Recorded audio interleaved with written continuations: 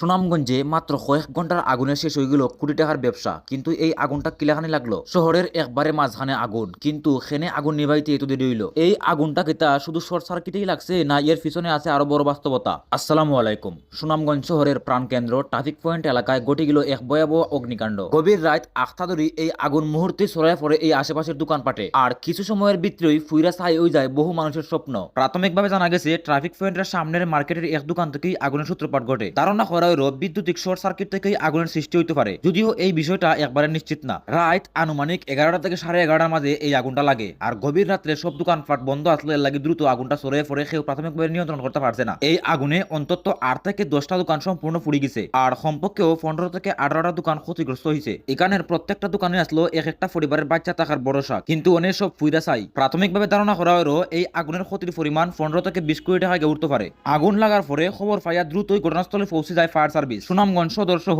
আশেপাশে এলাকার মোট 4টা থেকে 5টা ইউনিট আগুন নিয়ন্ত্রণের কাজ করে। প্রায় 2 থেকে 3 ঘন্টা চেষ্টা কইরা আগুন নিয়ন্ত্রণে আনা যায়। এই ঘটনাটা ভয়ঙ্কর ওয়ার মূল কারণ হইল পানির তীব্র সংকট আসলো। একটা সময় এই শহরে আসলো অসংখ্য পুকুর আর জলাশয়, কিন্তু এখন অনেকটাই ভরাট হয়ে গেছে, আর এর কারণে আগুন নিমাইতে গিয়া ফায়ার সার্ভিসে কঠিন পরিস্থিতির মুখে পড়তে হয়েছে। আলহামদুলিল্লাহ এই ঘটনায় বড় ধরনের কোনো প্রাণহানির খবর পাওয়া গেছে না। এই আগুন শুধু খালি দোকানে ফুরাইছে না, এটা ফুরাইছে বহু মানুষের স্বপ্ন।